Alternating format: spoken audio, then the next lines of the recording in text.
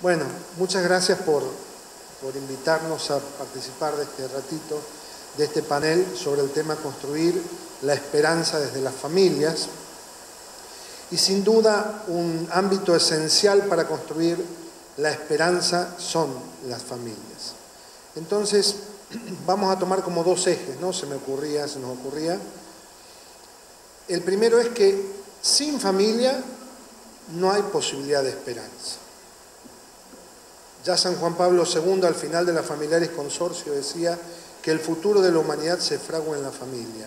No hay futuro ni posibilidad alguna de existencia humana sin familias sanas y fuertes. Y así como nos preocupamos de cuidar la ecología natural, el ecosistema, tendríamos que preocuparnos con mucha más razón de cuidar nuestra célula básica que sostiene nuestro ecosistema social y humano, que es la familia. Por eso es que es tan importante para nosotros. Y por eso es que el Papa nos pide que cuidemos con amor la vida de las familias. La familia es fundamental para la transmisión de la fe. Pueden faltarnos muchas cosas que hoy consideramos importantes. Podrían faltarnos templos, podrían faltarnos salones parroquiales, podrían faltarnos recursos, pantallas, proyectores. A veces cuando miro cómo preparo yo para irme de retiro, llevo tantas cosas, la camioneta llena de cosas, yo digo, Jesús se paraba ahí en el monte y hablaba, no le hacía falta más. Nos podrían faltar muchas cosas, pero no nos puede faltar la familia. ¿Por qué? Dos ejemplos cito. Pensemos en el pueblo judío, sin templo, sin tierra, sin patria, disperso en tantos lugares del mundo. ¿Cómo hicieron para sostener la fe a lo largo de miles de años? ¿Dónde estuvo la clave? ¿Dónde? En la familia. La matriz de la transmisión de la fe está en la vida familiar.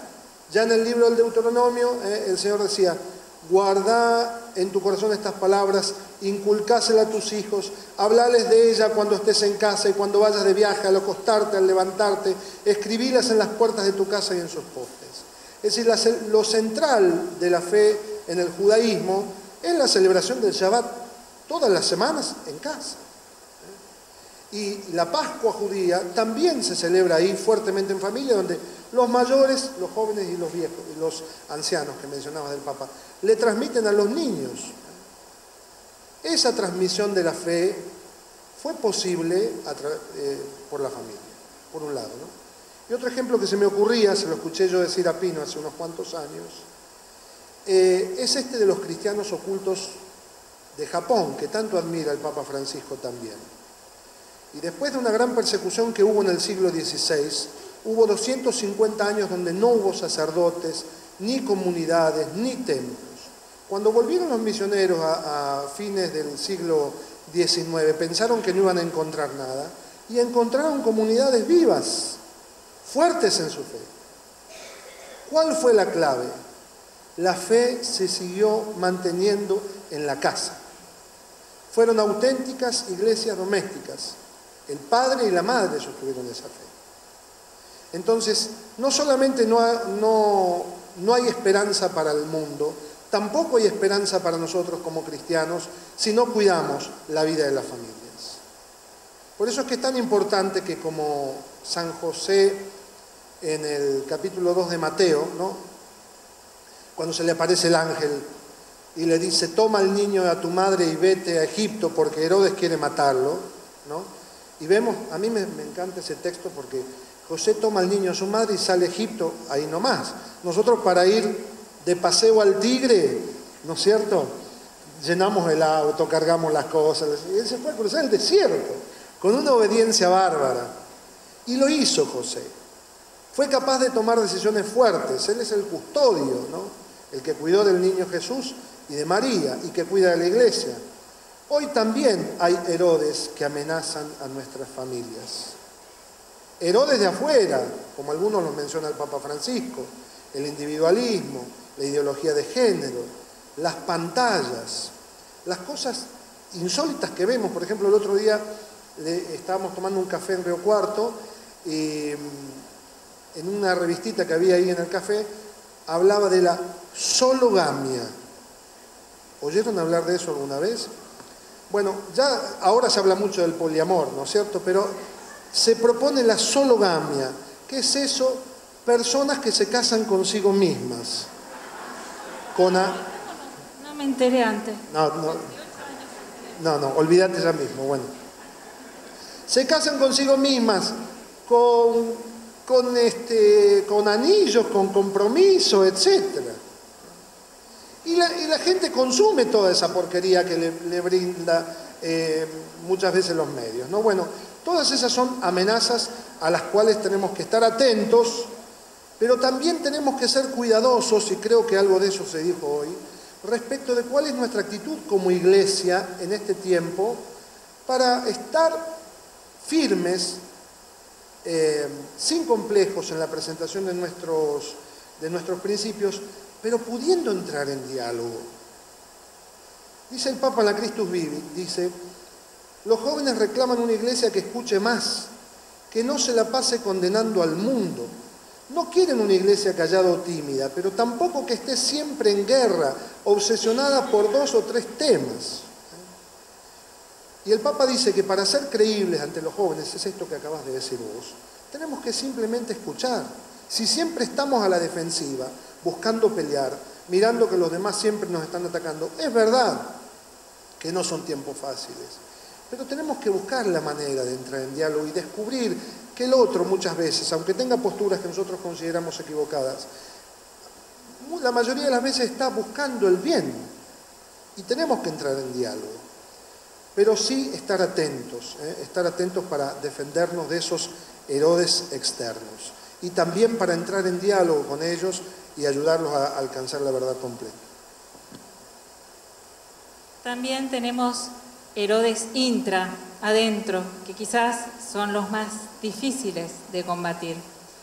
Y para ilustrar, se me ocurrió una charla que tuve con mi amigo Rafa de Colombia. Estábamos en una conferencia en un lugar del mundo, terminando el día al subte para ir a descansar, y le comentaba qué contenta estaba por su hijo, que hacía unos años había tenido una crisis de fe terrible, y el año pasado lo vimos en el DF, en la sede de la conferencia episcopal, guiando una conferencia hermosa de jóvenes. Y nos gozábamos por ese testimonio. Y él me decía, Fernanda, ¿para qué cuerno? Dijo una palabra más fuerte y no lo voy a decir. ¿Para qué cuerno quiere ir uno a un cielo donde no estén los hijos? Y me rompió la cabeza. ¿A dónde estamos yendo? ¿Para qué queremos ir a un cielo donde no estén los nuestros seres queridos, donde no esté nuestra familia? Si miramos hacia los costados nos tenemos que preguntar, ¿dónde están tus hijos? ¿Dónde está tu esposa? ¿Dónde está tu esposo? Y si sos sacerdote, ¿dónde está tu comunidad? Esos novios que necesitan que los escuches, esas personas que necesitan confesarse y liberarse, ya que tenés ese ministerio tan hermoso. Nosotros somos un pueblo muy chico, no tenemos el sacerdote durmiendo entre nosotros, tenemos apenas misa los domingos. Pablo tuvo que dar celebración en pleno horario de misa central muchas veces. Y si sos obispo, ¿dónde están tus sacerdotes? Tan cerca de Dios te necesitan como pastor. A veces tenemos estos planos pastorales tan maravillosos y estamos tan como nos decía el padre Alejandro hoy, y nuestra periferia más grande es nuestra familia, ¿no? Y hace poco Pablo descubrió, hace un tiempo, un versículo de Timoteo que no lo habíamos leído nunca, que decía, 1 Timoteo 5:8, el que no se ocupa de los suyos, sobre todo si conviven con él, ha renegado de su fe y es peor que un infiel. Qué duro, ¿no? Y esto no es para que nos bajoneemos, ¿no? Porque nosotros estamos en el horno. Si pensamos en nuestros hermanos de carne, tengo una hermana, la más chica, complicada. Y tenemos muchos ahijados y hay algunos ahijados nuestros. El único que compartimos, el otro día posteó que arda la iglesia. Así que veníamos hablando, nos tenemos que ocupar de él, ¿no? A veces los nuestros son la periferia más grande por las etiquetas que nos pusimos, por nuestro testimonio también, de estar tanto ocupándonos en las cosas del Señor que quizás no nos pidió, ¿no? Y bueno, cuando veo estas situaciones de los míos queridos tan alejados, también pienso en Agustín, que las hizo todas, que la tuvo a su mamá Mónica, ¿no? Rezando. La oración es poderosa, es poderosa. Y bueno, si no acordarse de esto, ¿no? Pidan y se les, busquen y llamen y se les. Si ustedes que son malos saben dar cosas buenas a sus hijos, ¿cuánto más el Padre del Cielo le dará el Espíritu Santo al quien se los pida?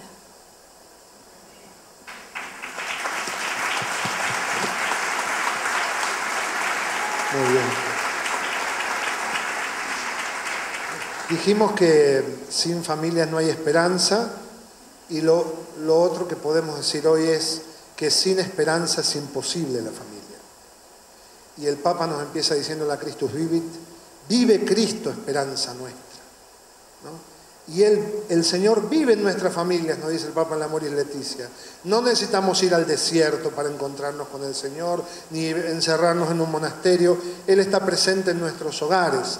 Pero tengamos cuidado que no se nos pierda Jesús. Y este es otro texto que me impacta mucho, y con esto voy cerrando, ¿no? Esto que hemos leído tantas veces en el Evangelio de Lucas, que a María y a José se les perdió el niño Jesús. Me consuela, a mí se me perdió Nacho cuando era chico en el coto. Es desesperante. Bueno, a ellos se les perdió Jesús. Por suerte lo encontraron. Se dejó encontrar. Bueno, lean después el capítulo 2 y vean cómo sigue. Pero la cosa es que a nosotros también a veces se nos pierde Jesús en nuestra familia. Y por eso perdemos la esperanza. Si de verdad lo dejamos vivir en nosotros, si de verdad lo dejamos ser el Señor en nuestra familia, si de verdad lo dejamos ser el Rey, si de verdad le hacemos espacio, Él va a ser la roca sólida sobre la cual estamos construyendo nuestro edificio familiar. Y vamos a poder ser familias que den esperanza a otras también. Y ese darle espacio tiene que ver con que de verdad generemos, es hermoso el capítulo 9, gracias Monseñor Pedro por mandarnos a estudiar el capítulo 9 en aquella vez, del Amoris Laetitia sobre espiritualidad familiar. Es hermoso. ¿Qué lugar tiene Dios en nuestras familias concretamente? ¿Qué lugar tiene la palabra de Dios en nuestra vida familiar? ¿Qué tiempo y qué espacio tenemos para rezar juntos? Un minuto, aunque sea, si un minuto me queda. ¿Viste? Es lo malo hablar con la mujer al lado, ¿no? Muy bien. Bueno, hagámosle espacio concretamente al Señor en nuestras familias. De verdad, con gestos concretos. Dejemos entrar a Jesús en casa, para que, como le pasó a Zaqueo, siendo nosotros buscadores, apasionados de Dios, Él pueda venir a nuestro hogar y decir, hoy ha llegado la salvación a esta casa.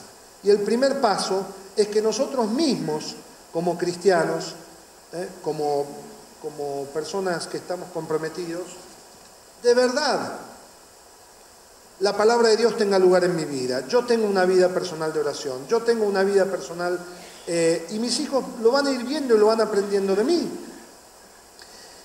Cierro con esto. Hace un tiempo, en un lugar del país, me invitaron a dar una charla para matrimonios dirigentes de un movimiento muy importante nuestro. Y bueno, fuimos a leer este texto del capítulo 2 de San Lucas. Y entonces, cuando abrieron la Biblia, estos dirigentes, como de 20 y pico de años, empezaron a buscar el Evangelio de Lucas por el Génesis, en los primeros libros. No tenían ni idea dónde quedaba el Evangelio de Lucas. Signo de que muchas veces nosotros también no tenemos contacto con la palabra de Dios. No tenemos nuestros tiempos personales de oración, ni qué decir nuestros tiempos como pareja y nuestros tiempos como familia. Ellos van a aprender de nuestro propio ejemplo. Y cierro con esto, esta pequeña reflexión sobre la importancia del ejemplo. Cuando pensabas que no te veía, te vi pegar mi primer dibujo en el refrigerador e inmediatamente quise pintar otro. Cuando pensabas que no te veía, te vi arreglar y disponer de todo en nuestra casa para que fuese agradable vivir, pendiente de detalles, y entendí que las pequeñas cosas también son especiales y esenciales. Cuando pensabas que no te veía, te escuché pedirle a Dios y supe que existía un Dios a quien le podía hablar y en quien confiar. Cuando pensabas que no te veía, te vi preocuparte por tus amigos sanos y enfermos y aprendí que todos debemos ayudarnos y cuidarnos unos a otros. Cuando pensabas que no te veía, te sentí darme un beso por la noche y me sentí como tu hijo amado y seguro. Cuando pensabas que no te veía, te vi atender la casa, vi cómo cumplías tus responsabilidades aunque no te sentías bien y aprendí a ser responsable. Cuando pensabas que no te veía, vi lágrimas salir de tus ojos y aprendí que a veces las cosas duelen y que está bien llorar. Cuando pensabas que no te veía, vi que te importaba y quise ser todo lo que puedo llegar a ser. Cuando pensabas que no te veía, aprendí casi todas las lecciones de la vida que necesito saber para ser una persona buena cuando crezca. Cuando pensabas que no te veía, te vi y quise decir gracias por todas las cosas que vi cuando pensabas que no te veía. Si nuestros hijos nos ven a nosotros, buscar apasionadamente al Señor, renovar el encuentro personal con Él, como nos pide el Papa en el número 3 del Evangelii Gaudium, ellos mismos también lo aprenderán de nosotros y lo harán con sus familias y así tendremos cristianismo para rato. Muchas gracias.